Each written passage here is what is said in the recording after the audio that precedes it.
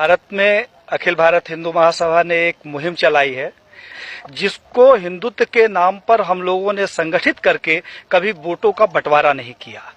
हिंदुत्व के नाम पर भारतीय जनता पार्टी आगे थी, इसलिए हम लोग चुपचाप थे और भारतीय जनता पार्टी को राजनीति में सपोर्ट करते थे।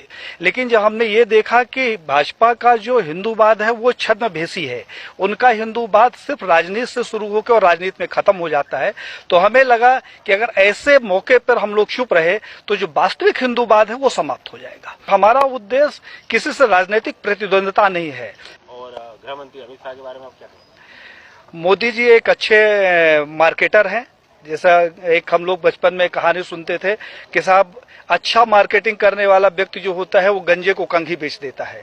तो मोदी जी ने इस कहावत को चरितार्थ किया है। उन्होंने एक गंजा साथ में रखा है और कंघी अपने हाथ में रखी है, उसके सर पे कंघी फेरते हैं और पूरे भारत को बता देते हैं, देखा अमित शाह की कितनी बढ़िया पार्टी पड़ी हुई है। इन दोनों ने हिंदुत्व को लेकर जो मुकदमे न्यायालय के द्वारा होते हैं, जैसे राम जन्मभूमि, तो साहब जब न्यायालय के द्वारा हो गया तो इसका क्रेडिट मैं नहीं चाहता कि बीजेपी के पास जाए, क्योंकि बीजेपी का इसमें कोई योगदान नहीं है। मुझे वो दिन याद है, भारत के बच्चे बच्चे को ये दिन याद होगा जब 1947 से लेकर हिंदू महासभा राम जन्मभूमि का मुकदमा लड़ रहा था। यही लाल कृष्ण आडवाणी सहित भारतीय जनता पार्टी और आरएसएस के प्रमुख नेताओं ने हमारे नेताओं से संपर्क किया और उन्होंने कहा कि भाई साहब आप लोग इस तरीके से मुकदमे लड़ते रहेंगे, अगर आप कहें तो इसका हम राजनीतिकरण कर दें और अपनी सरकार बन जाएगी तो राम जन्मभूमि का मुकदमा ठीक ठाक हो जाएगा। और साहब हम लोग साइलेंट हो गए, अपनी छाती में इनको बैठाकर पूरे भारत में रथ यात्रा निकाली और उस रथ यात्रा से इकट्ठा हुए 1400 करोड़ रुपए ये लोग डकार गए, जिसका आज हिसाब नहीं है। तो 1400 करोड़ रुपया ये खा गए।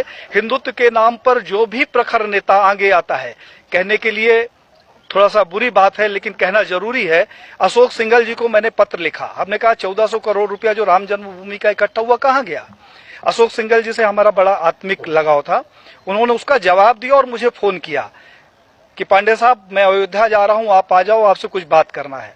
मैं जब अयोध्या गया तो एक गले में वो पीला टॉवेल रखते थे, उन्होंने जो शिला रखी हुई थी उसकी धूल झाड़नी शुरू कर दी। हमने कहा कि ये क्या कर रहे हो।